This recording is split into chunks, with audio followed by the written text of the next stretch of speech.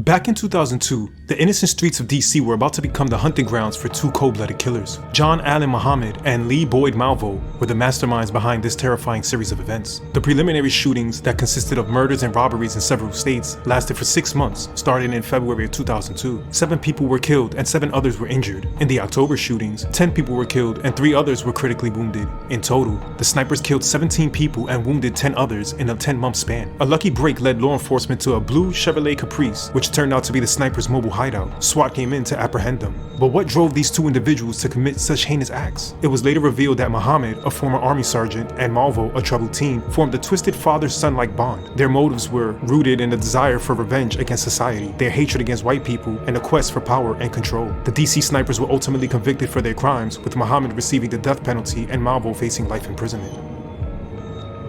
In 2010, a man named Bruce McArthur, a former landscaper, embarked on a sinister journey that would span over 7 years. In 2017, the Toronto police began an investigation into a series of 11 missing persons in the city's LGBTQ community. The disappearances seemed unrelated at first. Bruce McArthur's name came up. Police surveilling Bruce decided to apprehend him shortly after they saw a young man enter his apartment on January 18, 2018. Believing the man's life was at risk, the officers found the young man restrained on a bed when they entered Bruce's apartment. The police had discovered a hidden graveyard on properties he worked on, unearthing the remains of several victims. Police seized electronic devices from the apartment. Bruce had hundreds of post-mortem photos of his victims. He took stage photos of the bodies, typically with ropes around their necks or with them nude in a fur coat. Some photos had them with their heads and beards shaved, with Bruce having kept their hair in Ziploc bags. On January 29, Bruce pleaded guilty to the 8 first-degree murder charges that he was facing, ending the possibility of any trial. On February 8, he was sentenced to life imprisonment with no parole.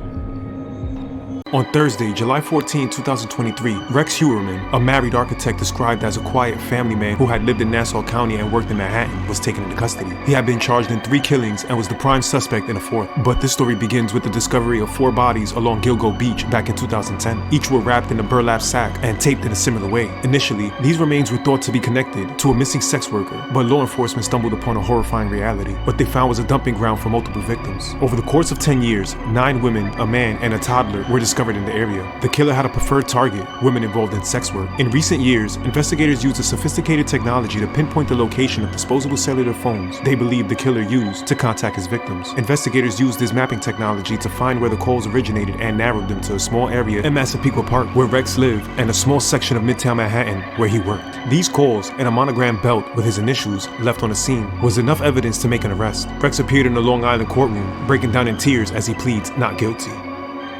Henry Lee Lucas, also known as the Confession Killer, was born on August 23, 1936 in Virginia. His family life was far from stable, with a legless alcoholic father and a mother who was abusive. When Lucas was 8, he was beaten by his mom over the head with a wooden plank, which caused him to spend 3 days in a coma. Henry developed an infection in his left eye at age 10, when one of his brothers struck him with a knife. A teacher swiped him over his eye with a ruler, and the eyeball burst. It was replaced with a glass prosthetic. Henry's mother was a prostitute who would force her son to watch her with clients. Lucas states, "First thing I can remember was when my mom was in bed with another man in the house, and she made me watch it, and beat me if I turned away." His mother would also make him cross-dress in public, purportedly so she could later pimp him out to men and women alike. Lucas states, "I hated all my life. When I first grew up and can remember, I was dressed as a girl by my mother, and I stayed that way for 2 to 3 years. While in the 6th grade, Henry began an incestuous relationship with his half-brother and started engaging in bestiality, then killing the animal. On June 10, 1954, Lucas was convicted on over a dozen counts of burglary and was sentenced to 4 years in prison.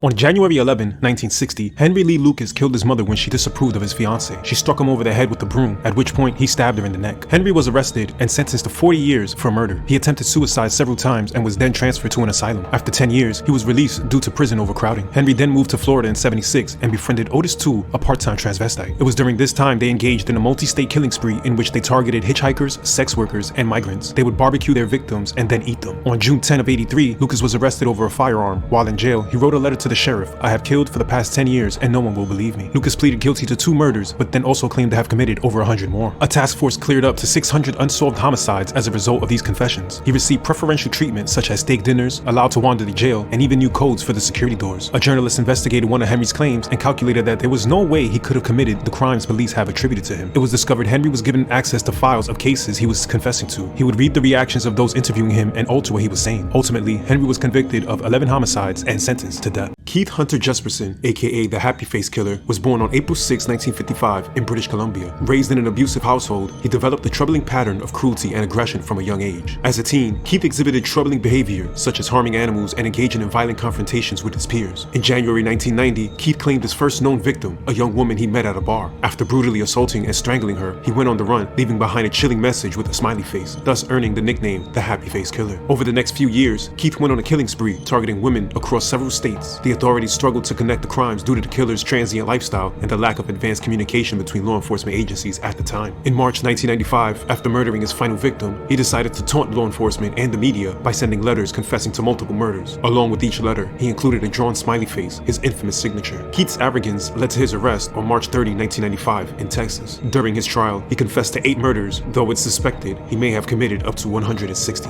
In 96, Keith was convicted and sentenced to multiple life terms.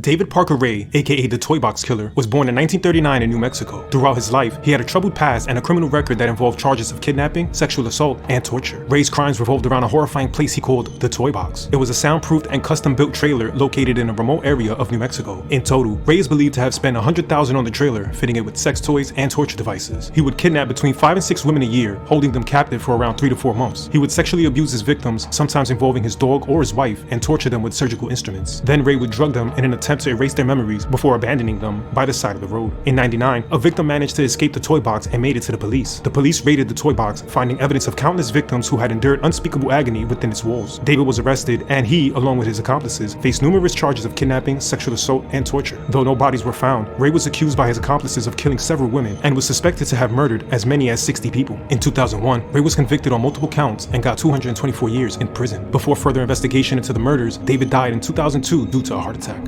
Angel Maturino Reséndiz, aka the Railroad Killer, was born on August 1, 1959 in Puebla, Mexico. For nearly 2 decades, Angel embarked on a killing spree that spread fear across several states. His sinister MO involved hopping onto freight trains, using them to traverse the country and selecting his targets at random. The killings were marked in a lack of a discernible pattern, making it difficult for investigators to predict his next move. Angel killed at least 15 people with rocks, a pickaxe, and other blunt objects, mainly in their homes. He'd raped some of his female victims. That was probably a secondary intent, as Angel himself was of small stature.